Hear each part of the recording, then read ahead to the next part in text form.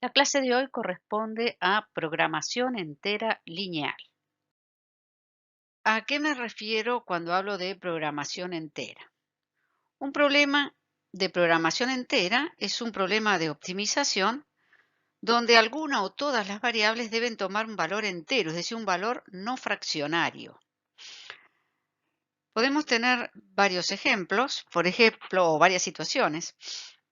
El ejemplo que les acabo de escribir es un problema lineal con dos variables y esas dos variables se le está pidiendo que sean valores enteros, es decir, que no puedan tomar el valor 1,5, sino que tenga que ser 1, 2, 3, 0.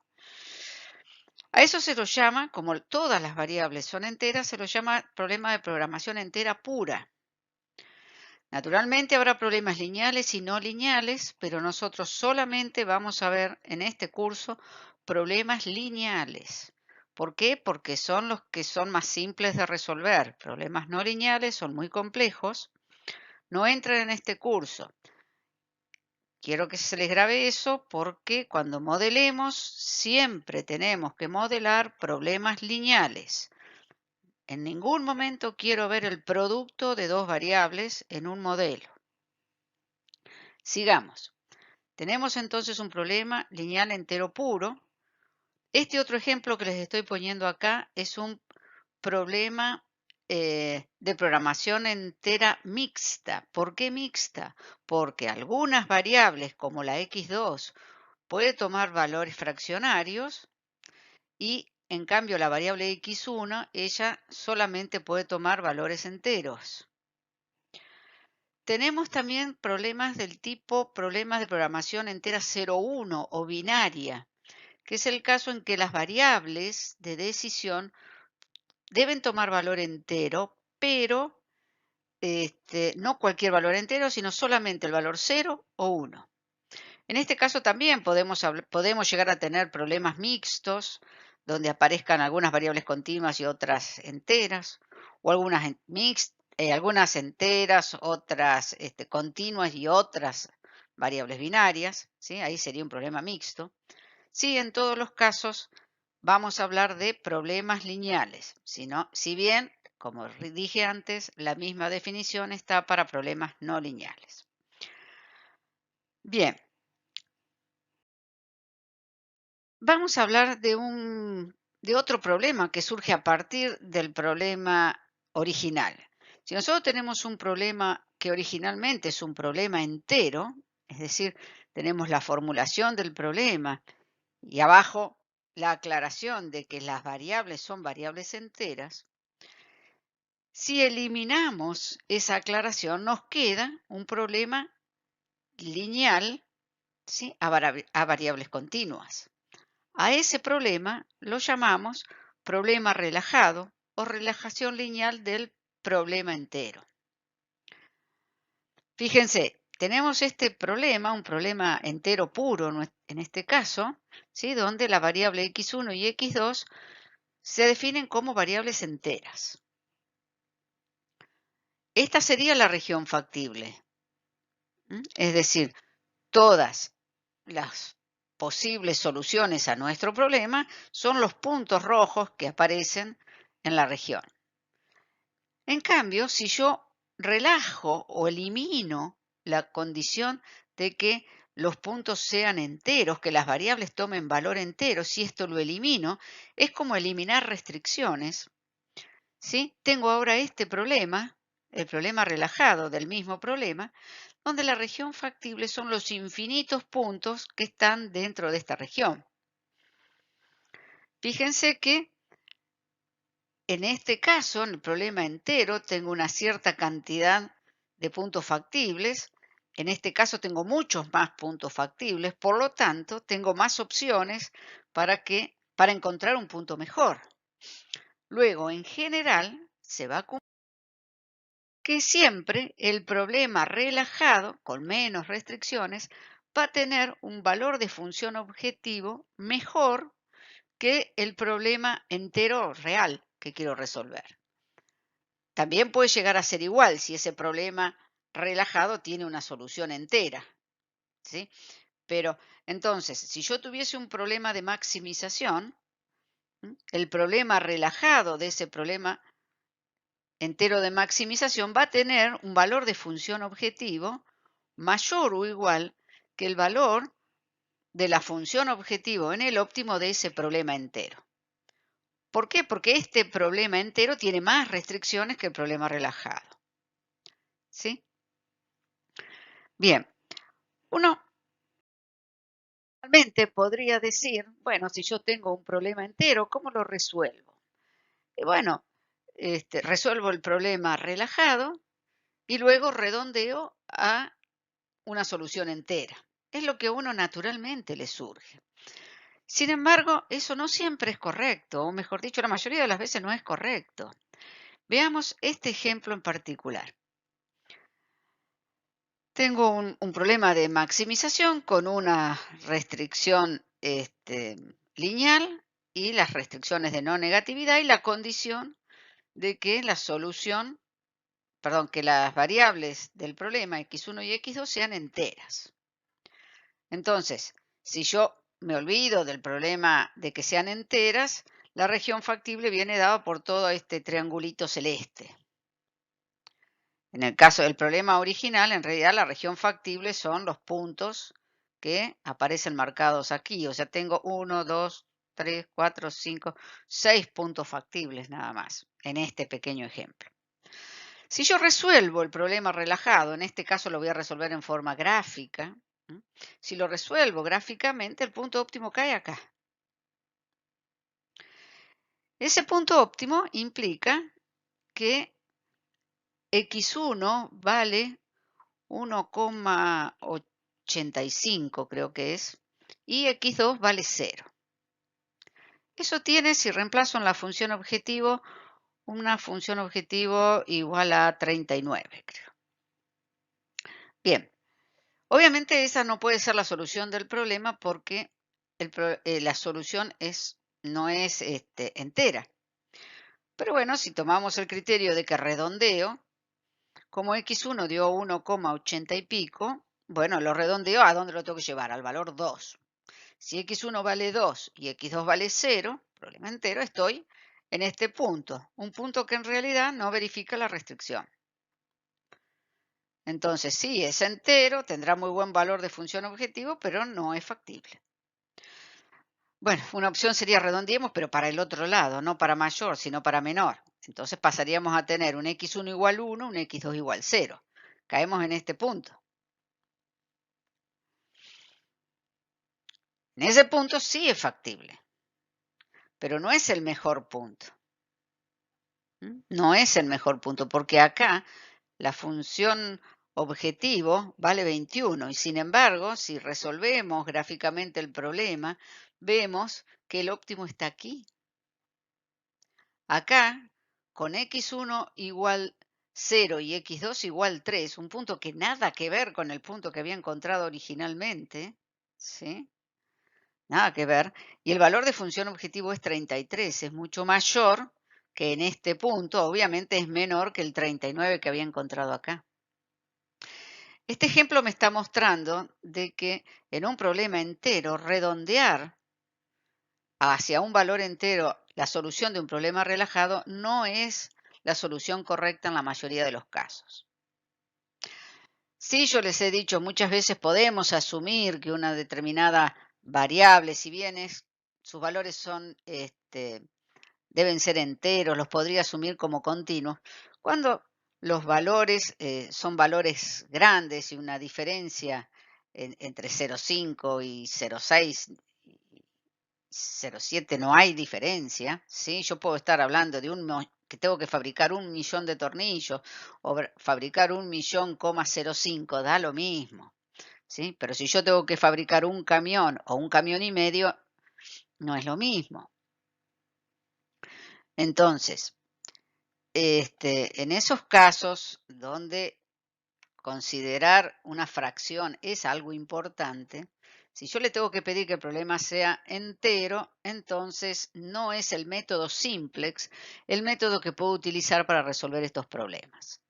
Ya vamos a ver cuál es el método para resolverlo, ¿sí? Es mucho más costoso para resolver, Un problema con muchas variables enteras es cada vez más costoso. Costoso implica no solamente que el software para resolverlo cuesta más dinero, sino que ¿por qué cuesta más dinero? Porque o sea, es mucho más complejo resolver, lleva más tiempo resolverlo, hay que hacer muchos más cálculos.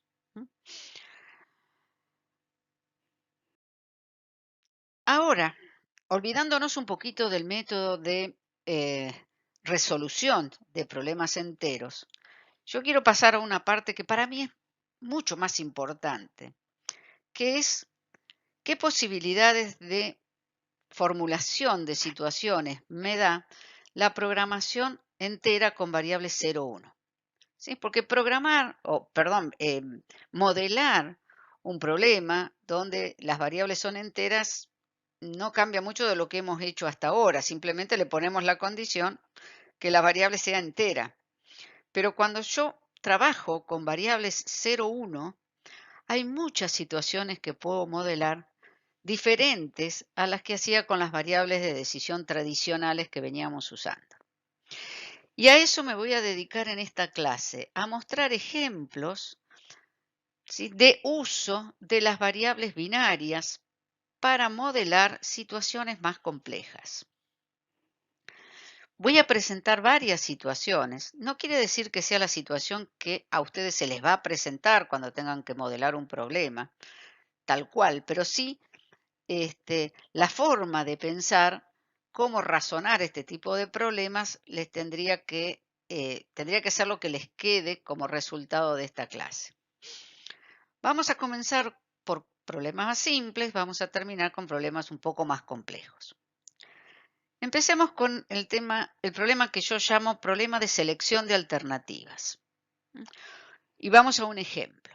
Tenemos una compañía que está considerando hacer alguna de cuatro inversiones. La inversión 1 sí le representa un beneficio neto llevado a valor actual de 16.000 pesos o dólares, como quieran, y le implica un flujo de caja, es decir, tienen que invertir, tienen que sacar de su caja 5.000 pesos. La inversión 2 les va a dar una ganancia, un valor, un beneficio de 22.000 pesos, ¿sí?, haciendo una inversión de 7.000. La inversión 3 de 12.000, haciendo una inversión de 4, y la inversión de 4 le va a dar una ganancia de 8.000 haciendo una inversión de 3. El problema es que esta empresa solamente dispone de 14.000 pesos. Entonces, ahora sí, o hace la inversión entre estas inversiones podrían ser comprar un equipo, podría ser comprar un terreno, comprar una casa, ¿sí? O sea, hacer la inversión hay que hacerla, o se invierten los 16.000 en la inversión 1 o no se invierte nada. Entonces, el problema es qué inversiones realizar de manera de obtener el mayor beneficio. Naturalmente no le alcanzan los 14.000 para hacer todas las inversiones. Entonces, igual que como veníamos pensando en un problema de programación lineal continua, lo primero que tenemos que pensar es cuáles son las variables de decisiones a partir de la cual vamos a escribir el problema. Y una variable de decisión era aquello que, si nosotros conocemos su valor, conocemos la solución a mi problema. En este caso, ¿cuál sería la variable de decisión? ¿Qué necesito saber para tener resuelto el problema? Piensan un poquito. Yo tengo resuelto el problema si sé si hago la inversión 1 o no, si hago la inversión 2 o no, si hago la inversión 4 o no. Entonces, mi variable de decisión la podría llamar XJ, donde J varía de 1 a 4, la cual toma el valor 1 cuando sí hago la inversión y toma el valor 0 cuando aconsejo no hacer la inversión. Conociendo eso, voy a modelar el problema. Si esas son mis variables de decisión, yo sé que lo que quiero es maximizar mi beneficio. Acá he trabajado con miles de pesos para evitar los ceros. Entonces la función objetivo sería maximizar el beneficio y el beneficio es 16.000 si hago la inversión 1. Si no hago la inversión 1 no gano estos 16.000. O sea, si X1 vale 1, esto vale 16. Si no vale 0. Si hago la inversión 2, es decir, si X2 vale 1, sumo a mi ganancia 22.000.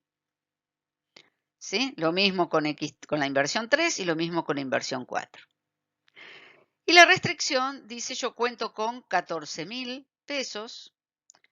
¿Y cómo los gasto? Gasto 5 si hago la inversión 1, no los gasto si no hago la inversión 1. Gasto 7 si hago la inversión 2, no los gasto si no lo hago. ¿Sí? Gasto 4 si hago la inversión 3 y gasto 3 si hago la inversión 4. Y digo a su vez que las variables de mi problema son variables binarias. Esto no me tengo que olvidar, así como no me tenía que olvidar antes decir que las variables eran no negativas. ¿Por qué? Porque definen con qué algoritmo voy a ir a resolver el problema. ¿Mm? Esta restricción es una restricción que me está definiendo el algoritmo de solución. Bien, acá he modelado mi problema de selección de alternativas. En este caso tengo una sola restricción, ¿sí? Y una función objetivo. A este problema se lo conoce en bibliografía como problema de la mochila. ¿Y por qué? Porque se asemejó este problema o se lo modeló en su primer momento pensando en que un mochilero debía seleccionar qué alimentos o qué latitas de alimentos llevaba en su mochila, que tenía un volumen determinado, no podía llevar más que lo que el volumen de esa mochila le permitía, conoce el volumen de cada una de las latitas de alimento que tiene y la idea era maximizar el contenido proteico o el contenido en calorías o el poder alimenticio de lo que estaba llevando. O sea, todo problema que sea de optimizar una función objetivo lineal sujeta a una única restricción de menor o igual con variables binarias, se lo conoce como problema de la mochila. Pero eso es anecdótico. Bien, cuando uno tiene un problema definido en variables binarias, como es este caso, hasta puede llegar a decir o modelar otro tipo de situaciones que lo hace muy fácil a través de estas mismas variables binarias. Supongamos que querramos agregar la restricción, se permite a lo sumo 2 inversiones. O sea, tengo todas las mismas restricciones que antes, pero no puedo hacer más de 2 restricciones. ¿Cómo le impongo? Perdón, 2 inversiones. ¿Cómo impongo esa restricción? Bueno, diciendo que x1 más x2 más x3 más x4 tiene que ser menor o igual a 2. No puede haber 3 variables iguales a 1 porque no podría ser 3 inversiones. ¿Sí? Eso es simple y fácil de modelar. Otro tipo de restricción que uno podría hacer, por ejemplo, si selecciono la opción 2, también debe seleccionar la opción 1. Y ahí hay que pensarlo un poquito, ¿sí? Hay que encontrar alguna relación entre x2 y x1 que esté diciendo que hay ciertas opciones que son factibles y ciertas opciones que no son factibles y las tengo que descartar de mi problema. Acá uno podría, yo les voy a dar un método que es el que aconsejo a mis alumnos, al menos para empezar a trabajar, porque uno tendría que proponer una posible solución y ver si hace lo que tiene que hacer. Entonces, para saber si hace lo que tiene que hacer, yo les propongo que se hagan una tablita de verdad. Es decir, planteemos las posibilidades de solución que tenemos frente a esto. Dice, si se selecciona la opción 2, es decir, si x2 toma el valor 1, x1 podría tomar el valor 1 o el valor 0. Y si x2 toma valor 0, x1 podría tomar el valor 1 y tomar el valor 0. Veamos cuáles de estas soluciones son factibles y cuáles no. ¿Para qué? Para ver de qué forma escribimos una restricción que deje afuera todo lo no factible y considere como posible solución a los puntos que son factibles. A ver, por ejemplo, que que x2 sea 1 y que x1 sea 1, es decir, que si yo selecciono 2 y selecciono también 1, ¿es una solución factible? Acá dice, si se selecciona la opción 2, también debe seleccionar la opción 1. Entonces, obviamente, sí, es un punto que lo tengo que considerar factible. Que x2 valga 1 y que x1 valga 0, es decir, si yo selecciono 2 y no selecciono 1, no es una solución factible, porque justamente me está diciendo, no, si selecciona 2, tiene la obligación de seleccionar 1. Entonces esto es no factible. Si yo no selecciono 2, la condición que estoy imponiendo no dice nada acerca de qué pasa con la opción 1, con la alternativa 1. Podría seleccionarlo o podría no seleccionarlo. O sea que tanto este caso como este otro caso, los dos son factibles. Entonces yo lo que voy a hacer es proponer una solución y ver si todos estos casos se verifican así. Yo propongo como solución que x2 sea menor o igual a 1. Entonces, veamos, si esto está bien, va a ser factible lo que yo propuse como factible y va a ser no factible lo que propongo como no factible. Fíjese, para el primer caso, si x2 es igual a 1 y x1 es igual a 1, 1 es menor o igual a 1, es factible. El otro caso es si x2 vale 1 y x1 vale 0. ¿1 es menor o igual a 1? No, no lo es.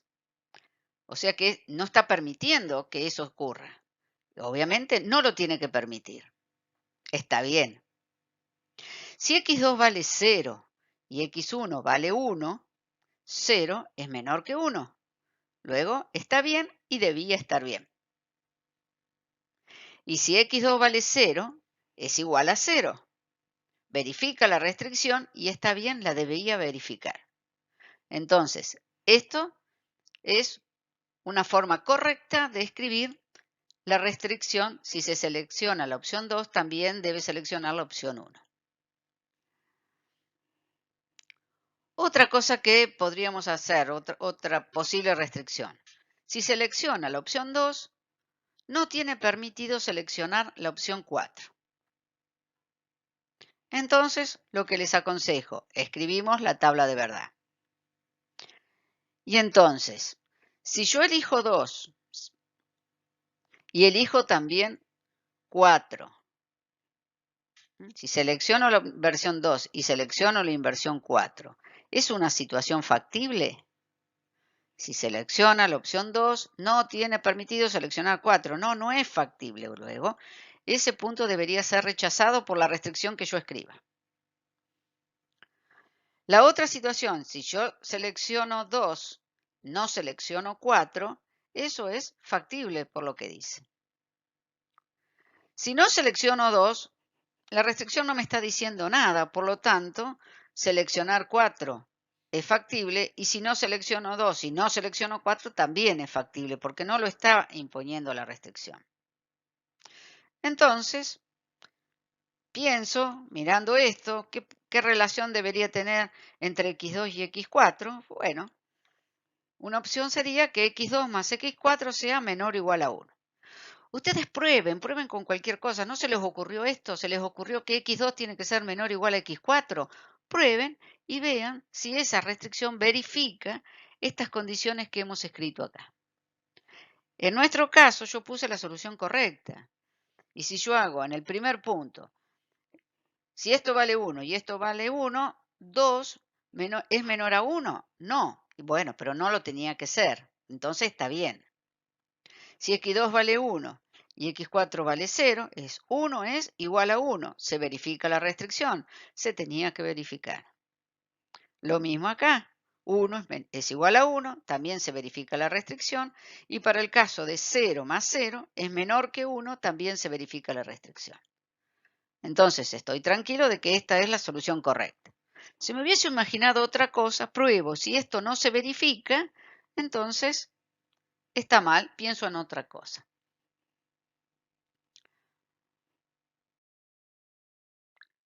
Vamos a otro tipo de problema, lo que se conoce en la bibliografía como problema de costo fijo. Y vamos a hacerlo a través de un ejemplo. Tenemos esta compañía textil que fabrica camisas, shorts y pantalones. Para fabricar cada una de estas cosas, la empresa tiene que alquilar la máquina para hacerlo. ¿Sí? No tiene la máquina, tiene que alquilar. Tenemos acá los datos de cuánta mano de obra necesita para fabricar cada una de las camisas, cuánta tela necesita para cada camisa y cada uno de los otros productos, cuál es el precio que obtiene por la venta de cada uno de los productos y cuál es el costo variable que tiene por cada producto. Y otro dato es cuál es el costo de alquilar la máquina. Este no es un costo variable, es un costo fijo, porque no depende de qué cantidad de camisas produce. Con que produzca una camisa ya tiene que alquilar la máquina, entonces va a tener este costo. Y si fabrica 100 camisas, el costo es exactamente igual. Bien, ese es el problema de costo fijo. ¿Qué otro problema tenemos? O sea, tenemos las disponibilidades, ¿sí? Contamos en total con 150 horas de mano de obra y 160 yardas cuadradas, medida de superficie, de tela disponible. Entonces, ¿cómo modelamos este problema? En principio, todo sería bastante natural en función de todo lo que venimos haciendo en programación lineal. Tendríamos un problema con variables que serían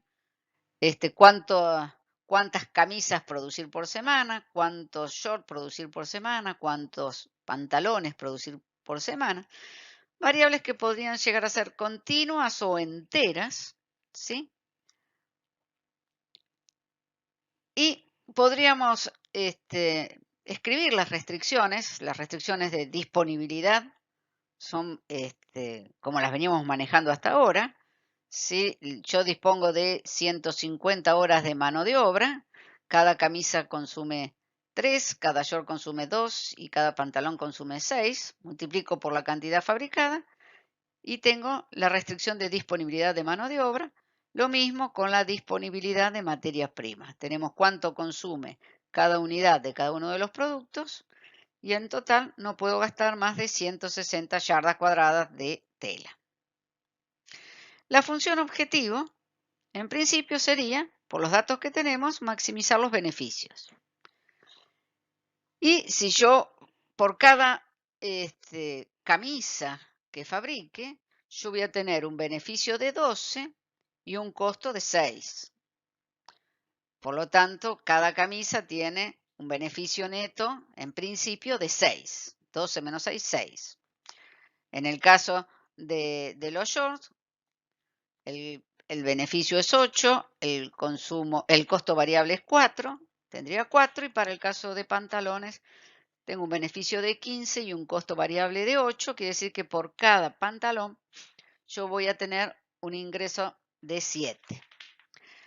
Claro que acá está faltando considerar el costo fijo, costo que no depende del valor de X1, X2 o X3, pero que sí depende de que X1, X2 y X3 no sea cero.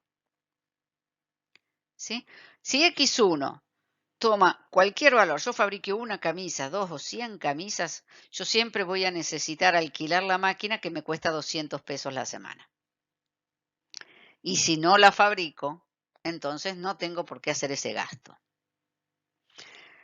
Entonces, acá se nos presenta otro problema. Este costo fijo no depende de la cantidad producida.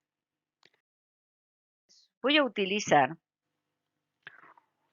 una variable entera que me tome valores 0 o 1 en función de, por ejemplo, X1 va a tomar el valor 1 si se fabrica camisa y va a tomar el valor 0 si no se fabrican camisas. Lo mismo para I2 con los shorts y I3 con los pantalones. ¿Qué quiere decir? ¿Qué es lo que yo tengo que tratar de hacer? Que si yo no fabrico pantalones, el costo es 0. Pero si fabrico pantalones, el costo va a partir de 0 a través de esta función, tiene que haber un salto, ¿sí? Tengo que tener el costo de alquilar la máquina como parte del costo del problema. Entonces, fíjense, si XJ, cualquiera de los productos, es mayor a cero, o sea, si yo produzco alguno de los productos, entonces la variable Y correspondiente debe tomar el valor 1. Y si no, tendría que tomar el valor 0. Pero esto el problema no lo va a hacer así porque sí, lo tiene que hacer porque yo le digo que lo haga, lo tengo que modelar para que esta condición se aplique. ¿Cuál va a ser esa condición? La condición es poner que XJ sea menor o igual a un número suficientemente grande, esta m es un número grande, por la variable y sub j. Entonces, cuando XJ toma un valor, 1, 2, 3, 100, y para que esto sea factible, tiene que tomar el valor 1, porque si no me va a quedar 100 menor a 0. Entonces, si esto toma el valor 100, y debería tomar el valor 1 para que 100 sea menor a un número suficientemente grande, 1000, 2000. Si esto vale 0, en realidad con i igual 0 o con i igual 1, esto se va a verificar igual, ¿sí? Porque 0 va a ser menor a 0, menor o igual a 0 y va a ser menor o igual a 1000. Entonces con i igual 0 se verifica, pero ya vamos a esperar un poquito. Después voy a hablar sobre el valor de m.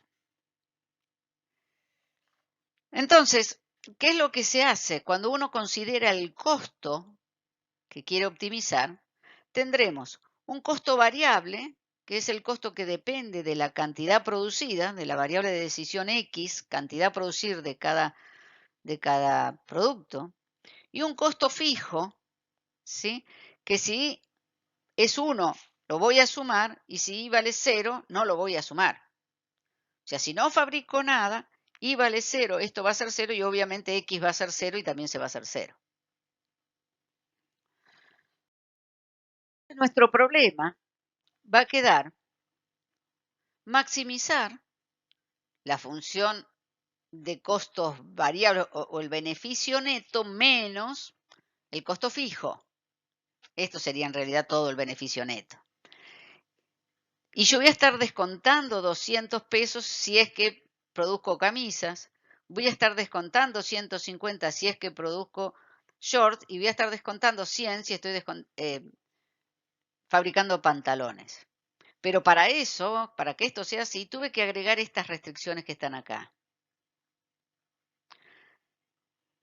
Si X1 toma un valor positivo, sí o sí Y1 tiene que tomar el valor 1 y entonces va a descontar.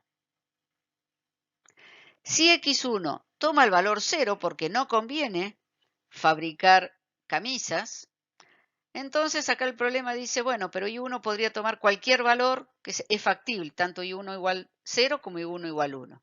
Es verdad, pero como acá Y1 está maximizando con un valor negativo delante, en realidad, el problema va a tratar de que todos estos i se hagan 0, porque me empeoran la función objetivo. Entonces, si x1 toma el valor 0, y1 va a poder tomar cualquier valor, naturalmente el mejor valor es 0.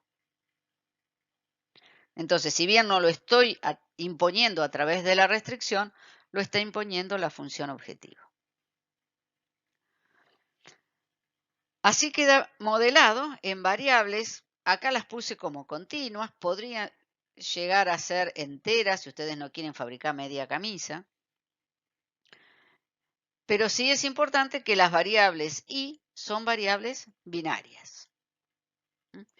Y ojo, es muy importante que exista esta relación. Si ustedes ponen la función objetivo, esta, considerando los costos fijos, pero no le dicen a las variables y que están relacionadas con X, esto va a hacer que este término siempre se haga 0.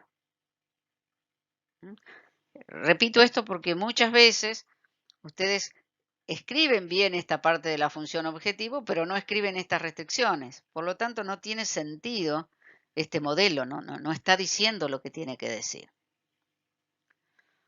Un comentario acerca de qué valor toma esta constante m. Esta m tiene que ser un número suficientemente grande, matemáticamente cuanto más grande mejor. Pero ustedes saben que en la práctica ese muy grande trae problemas de redondeo finalmente. Entonces, debemos tener cuidado especialmente de que no sea muy chico, porque si es muy chico, estoy restringiendo más el problema. Fíjense, si yo acá pondría un 10, estoy diciendo, cuando x1 toma un valor mayor a 0, no puede ser mayor a 10. Sería preferible ponerle 150 o 1000. Entonces, cuando tome un valor positivo, va a ser mayor a 1000, que probablemente estas restricciones lo están restringiendo aún más. En este caso particular, fíjense, ¿cuál es el máximo valor que podría llegar a tomar x1? O sea, ¿cuánto sería lo máximo de camisas que puedo fabricar? Y el máximo de camisas que puedo fabricar sería que no fabrique nada más y que fabrique solamente camisas. Entonces, si esto vale 0 y esto vale 0, esta restricción dice que lo máximo por la cantidad de mano de obra que tengo que yo puedo fabricar de camisas serían 150 sobre 3, o sea, 50. Pero en función de la cantidad de materia prima que yo tengo, X1 tendría que ser menor o igual a 40. No puedo fabricar más de 40 camisas porque no me alcanza la tela. Luego, entre 40 y 50, el valor más chico es 40. No voy a poder fabricar más de 40 camisas. Yo acá podría poner el número 40. Ahora, no podría poner 30 porque si pongo 30, le estoy diciendo no fabrique, tiene prohibido fabricar la máxima cantidad de camisas que puede fabricar. ¿Sí? Es preferible poner 100 antes que poner 30. ¿Sí? ¿Se entiende eso? Lo mismo para cada uno de estos. Entonces hay que tener cuidado en qué número uno pone. Cuando uno va a resolver esto por un software, tiene que ponerle un número. Si no, Lingo no se los va a tomar. Tienen que ponerle un número. Ese número tiene que tener cuidado de no ser muy chico, que esté restringiendo el problema, y no ser excesivamente grande, que traiga problemas de redondeo. Analicen los datos, el rango de magnitud de los datos que se están manejando. Bien, pasamos a otro tipo de situación con variables 0,1. Es lo que se llama problemas de cobertura de conjuntos. Quizás algo difícil de definir, pero con un ejemplo se entiende perfectamente.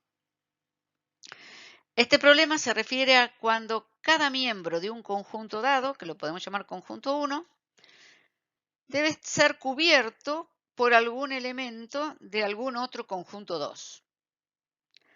Y el objetivo es tratar de minimizar el número de elementos de conjunto 2 necesarios para cubrir todos los elementos del conjunto 1. Vamos a un ejemplo para que esto se entienda. Un ejemplo sería este. Dice que para promover la seguridad dentro de un campus universitario, la universidad ha decidido colocar teléfonos de emergencia en ciertos sectores del campus. Y ha elegido algunos lugares, ¿sí? Especialmente las esquinas, ¿sí? Porque en cada una de las esquinas tiene al menos cubiertas 2 calles. La idea es cuál es la menor cantidad de teléfonos que podría llegar a instalar de manera de que todas las calles estén cubiertas, ¿sí? Por un teléfono. Es decir, que en cualquier calle que se ubique una persona tenga en una esquina un teléfono al cual recurrir. ¿Cómo se modela esto? ¿Cuál es la variable de decisión? Acá el problema más grande es determinar cuál es la variable de decisión. Bueno, quizás son las restricciones. La variable de decisión debería ser, ¿dónde coloco un teléfono? ¿Lo coloco en esquina 1? ¿Sí o no? ¿Coloco un teléfono en la esquina 2? ¿Sí o no? coloco en la esquina 3, sí o no. Entonces, la variable de decisión será la variable XJ que toma el valor 1 si se coloca un teléfono en la posición J o toma el valor 0 si no se coloca teléfono en esa posición. Entonces, ahora tenemos que pensar en las restricciones. ¿Cuáles son las restricciones? Las restricciones son, cualitativamente, que en cada calle, que cada calle tenga al menos un teléfono en alguna esquina. Si hay más, no importa, pero por lo menos que haya uno. Esa es la condición. Entonces, ¿qué le tenemos que decir? Que en la calle A tiene que o estar el teléfono 1 o estar el teléfono 2, alguno de los dos o los dos. Luego, x1 más x2 tiene que ser mayor o igual a 1. Alguna de las dos variables debería tomar el valor 1. Para la calle B, ¿sí? Debe estar o el teléfono 2 o el teléfono 3. Uno de los dos debe estar. Lo mismo para la calle C. Debe estar el 4 o debe estar el 5. Luego x4 más x5 mayor o igual a 1. ¿Sí? Con esto estamos diciendo que cada calle tenga al menos un teléfono. ¿Sí? Cada conjunto calle le corresponde al menos o está cubierto por un teléfono, un elemento del conjunto 2. Así tenemos todas las restricciones para cada una de las calles. ¿Cuál es la función objetivo? Bueno, lo que yo quiero es tratar de hacer esto con el menor número de teléfonos posible. Luego, la función objetivo será minimizar la suma de todas las X. Ahora otro tipo de restricciones que aparece mucho en los problemas de modelado en situaciones reales. Y este tipo de restricciones las vamos a utilizar cuando se presentan funciones o restricciones con variables que no son binarias. Cuando nosotros estamos trabajando en el modelo con variables que no son binarias y queremos decir que se debe cumplir o una determinada condición o alguna otra condición, con que se cumpla alguno de los dos, el punto es factible. Es decir, si que f de x sea menor o igual a 0, o bien que g de x sea menor o igual a 0. Al menos una de las dos, o las dos. ¿Cómo se modela eso? Eso se modela a través de del siguiente conjunto de restricciones. F de x menor o igual a m por i, g de x menor o igual a m por 1 menos i, donde i es una variable binaria auxiliar y m es un número suficientemente grande. ¿Sí? Un número no tan grande como para condicionar los valores de f de x y g de x, pero no tan chico como para condicionarlos y no tan grandes como para tener problemas de redondeo. Fíjense cómo funciona esto.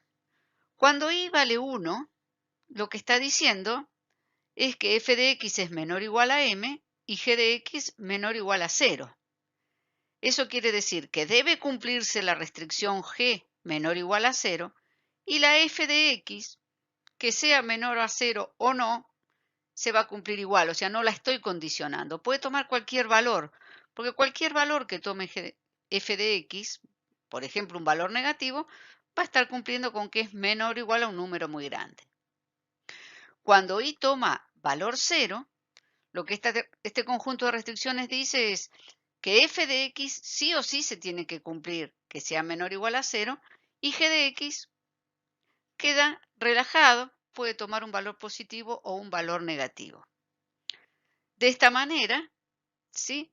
El problema elige que i tome el valor 1 o que tome el valor 0 y hace condicionar alguna de las dos restricciones. Cuando uno escribe un tipo de restricción de esta naturaleza. Cuando uno tiene el modelo y dice, bueno, este es un tipo de restricción o bien y lo voy a modelar así, muchas veces hace falta alguna forma de comprobar que lo estoy haciendo bien. Y para comprobar que lo estoy haciendo bien, no me parece que la mejor forma es probar qué pasa cuando I vale 1 y qué pasa cuando I vale 0. Yo les aconsejo que lo que hagan sea una tabla de verdad. Pensar en las distintas situaciones que se pueden dar y ver si esto lo verifica. ¿Cómo hacemos en este caso la tabla de verdad? Por ejemplo, distintas posibilidades. Podríamos tener que f de x, tenga la fórmula que tenga, sea un valor mayor a 0 y g de x también sea mayor o igual a 0. Yo puse arbitrariamente el valor 10 o 20, ¿sí? Como valores positivos. Otra opción sería que f de x sea 10, un valor positivo, y g de x sea un valor negativo. La otra que f sea negativo y que g sea positivo. Y la otra que los dos sean negativos. Y ahora consideramos qué situaciones las debe considerar como factibles el problema y qué condiciones tiene que rechazar, tiene que considerar no factible, no tiene que permitir que ocurra. En el primer caso, que las dos sean positivas, justamente es lo que está diciendo el enunciado. Alguna de las dos tiene que ser negativa. Entonces, esa es una situación no factible. El segundo caso es una situación factible porque g de x es negativo, la otra es positiva. Tercer caso, también es factible porque f es negativo, por lo menos se cumple para f, y en g no se cumple, no importa. Y en el cuarto caso, las dos condiciones se verifican. Las dos funciones son menores que 0, por lo tanto, también es una condición factible. Entonces, lo que yo tengo que hacer es ir probando con estos valores a ver si el conjunto de restricciones que yo puse las verifica. Vayamos a un ejemplo concreto. Supongamos la empresa textil que producía short, pantalones y camisas y tiene un vendedor que le está solicitando que le entregue al menos 4 camisas o 3 shorts. Es decir, que lo que tiene que hacer es agregar la condición que x1 sea mayor a 4 o bien que x2 sea mayor o igual a 3. Eso lo podría lograr haciendo 4 menos x1 menor o igual a 0 y x2 perdón, 3 menos x2 menor o igual a 0. De modo que tengamos representada la función f de x y la función g de x. Entonces, pensándolo así al problema, lo podríamos escribir, según lo que vimos en la transparencia anterior, como que 4 menos x1 es menor o igual a m por i y 3 menos x2 menor o igual a m por 1 menos i. Donde m podría ser más o menos 100, por ejemplo. Bien, vamos a probar si lo hicimos bien. Entonces, vamos a decir, ¿qué pasa si 4 menos x1 es igual a 1, o sea, un valor mayor que 0, y 3 menos x2 es un valor positivo? Que la primera función sea positiva y que la segunda sea negativa. O al revés, que 4 menos x1 sea menos 1 y que 3 menos x2 sea 1. O que los dos sean negativos. Esta situación es no factible, ¿sí? Que los dos sean positivos. Si los dos son positivos, quiere decir que ni x1 es mayor que 4, ni x2 es mayor a 3. La otra situación sí es factible porque uno de los dos es negativo, la otra también es factible y la última, que los dos sean factibles, implica que tanto x1 como x2 son mayores al valor solicitado. Entonces vamos a ver cómo este conjunto de restricciones verifica estas condiciones.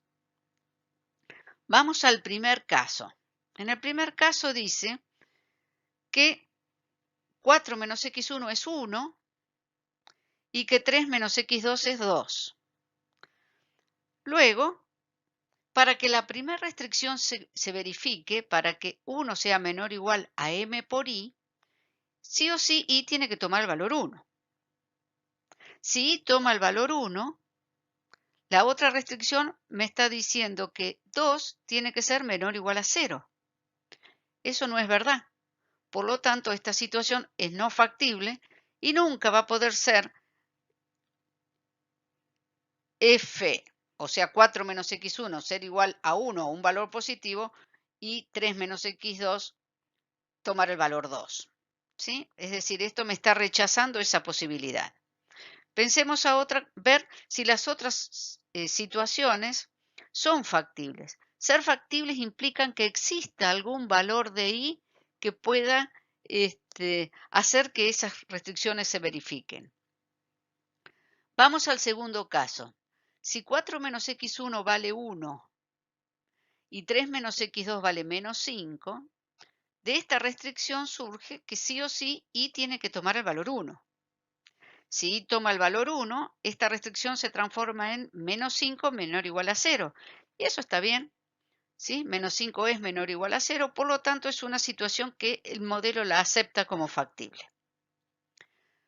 La otra situación, si 4 menos x1 es menos 1 y 3 menos x2 es 1, entonces, fíjense, la primera restricción dice i podría ser 1 o 0, siempre se va a cumplir, ¿sí? Porque menos 1 es menor o igual a 0 y menos 1 es menor o igual a un número positivo suficientemente grande.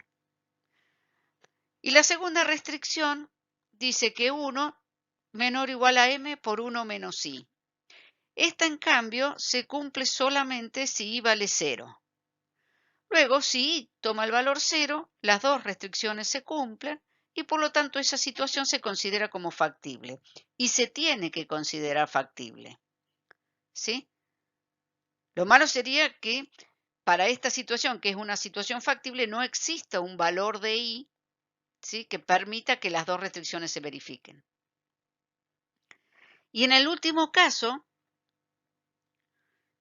si 4 menos x1 es menos 20 y 3 menos x2 es menos 1, esta situación dice i puede tomar tanto el valor 0 o 1, y esta también se verifica tanto con el valor 0 o 1. O sea que sí o sí, esta situación es factible y es lo que debería ser. Podría tanto x1 como x2 ser mayor a 4 y mayor a 3 respectivamente, que es una situación factible.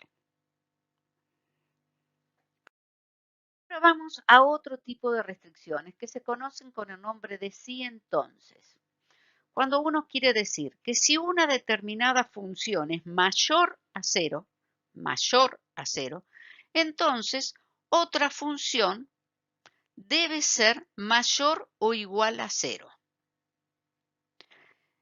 Esto está diciendo que la condición se cumpla en este sentido, pero si f de x es menor o igual a 0, entonces g de x podría ser cualquier valor, podría ser mayor o igual a 0 o no verificarse eso. No me lo está exigiendo en ese sentido.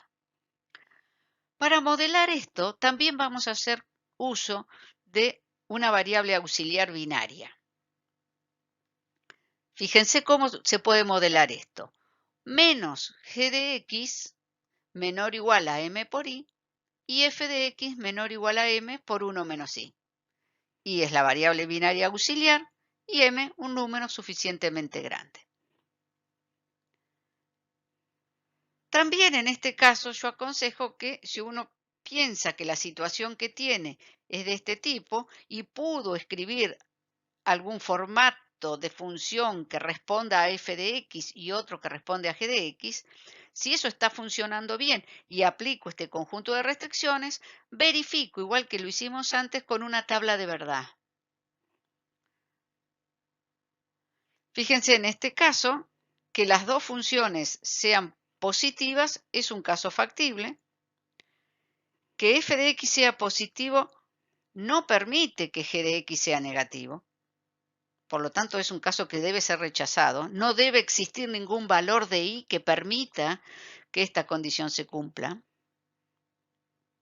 Que si f de x es negativo, g de x puede ser positivo, sí. Si f de x es negativo, g de x puede ser negativo, sí, porque no está condicionando en esa situación.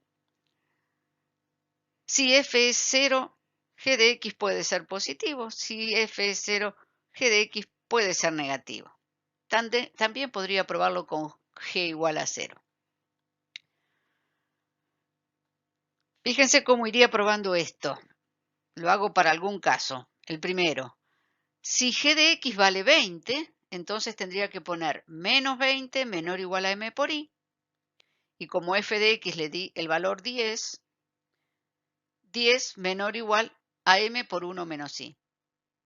Esto no está condicionando el valor de i, se cumple tanto con i igual 0 como con i igual 1, pero en cambio acá sí exige que i sea igual a 0. O sea, con i igual 0, las dos condiciones se verifican, por lo tanto, esta situación es una situación factible y debía serlo. Si vamos al otro caso, si g de x vale menos 5, entonces al reemplazar me quedaría 5 menor o igual a m por i y 10 menor o igual a m por 1 menos i. Acá esta situación solamente se cumple cuando i vale 1. Si i vale 1 y reemplazo acá 10 menor o igual a 0, eso es mentira. 10 no es menor a 0. Por lo tanto, esta situación nunca se va a poder dar porque no existe un valor de i que permita que estas dos restricciones se cumplan. Por lo tanto, este punto nunca se va a dar, esta situación nunca se va a dar, y es verdad, no se tiene que poder dar, porque eso era lo que decía el enunciado. Prueben ustedes si estas otras condiciones se están verificando. Bien, visto esto hasta aquí, quiero que les quede bien claro una situación. Cuando nosotros ya tenemos un problema escrito en variables binarias, el tipo de restricciones o bien y si entonces que acabo de dar, como esto implica el agregado de variables binarias adicionales, no es conveniente usarlo. Hay que tratar de usar las propias variables binarias, que son variables de decisión del problema, para modelar algunas restricciones. ¿Qué quiero decir con esto? Vamos a un ejemplo. Por ejemplo, el caso de cuando teníamos el problema de selección de alternativas. ¿Se acuerdan que teníamos una variable binaria que decía valía 1 si se elegía la inversión J y 0 en caso contrario? Y teníamos una restricción que decía si se selecciona la opción 2, entonces no está permitido seleccionar la opción 4. Eso nosotros lo proponíamos modelar diciendo que x2 más x4 sea menor o igual a 1. Ahora, a alguien se le podría ocurrir pensarlo como un si entonces. Si x2 es mayor a 1, o sea, o si x2 es 1, entonces x4 vale 0. Y si lo transformamos al si entonces, que necesitábamos que diga si f de x es mayor que 0, entonces g de x es mayor o igual a 0, yo eso lo podría escribir como si x2 es mayor a 0, la única forma es que sea igual a 1, entonces menos x4 tiene que ser mayor o igual a 0. Esto es lo mismo que decir que x4 sea menor o igual a 0, o sea, como la variable es binaria, que x4 sea igual a 0. Si yo lo pienso así, lo podría modelar de esta manera. ¿Está bien esta manera de modelarlo? Sí, es correcta. ¿Cuál es el inconveniente de esta forma de modelar? que estoy agregando una variable binaria al problema. Sí, estoy agregando la variable y. Por lo tanto, esta restricción me queda escrita en 3 variables binarias, cuando yo podía haberlo hecho con las mismas variables que ya tenía. Entonces, esta, esta forma de expresar la restricción, ¿es incorrecta? No, no es incorrecta. Lo que ocurre es que no es la más eficiente. ¿Por qué? Porque estoy agregando variables binarias al problema. Y ya van a ver, cuando veamos los algoritmos de solución, que cuanto más variables binarias tenga el problema, más difícil es de resolver.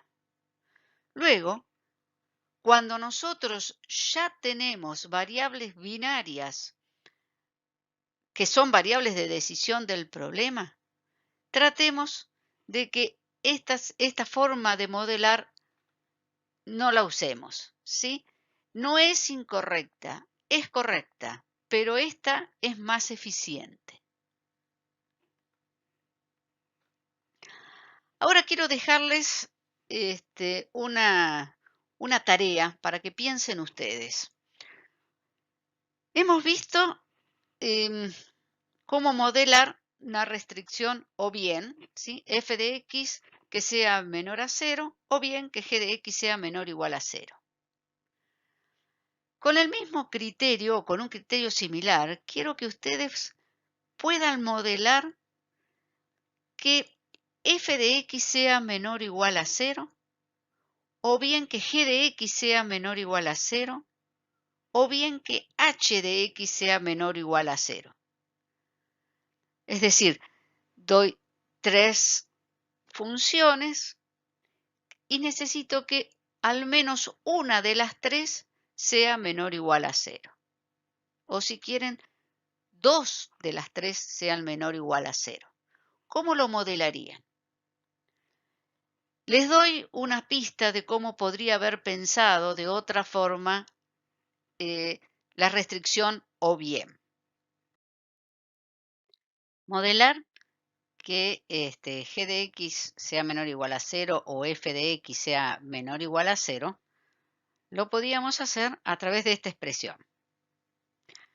Ahora, esa expresión es exactamente lo mismo que decir lo siguiente, ¿sí? En este caso es con dos variables de decisión binarias, f de x menor o igual a m por 1 por i y g de x menor o igual a m por i2, donde i1 más i2 es igual a 1. Si yo hago sustitución, esto es equivalente a la primer conjunto de restricciones. Bueno, en base a esta forma de representar que f de x sea menor o igual a 0 o bien g de x sea menor o igual a 0, una de las dos, en base a esta forma, piensen ustedes en el tipo de restricciones que les dije que intenten modelar. Hasta la próxima clase.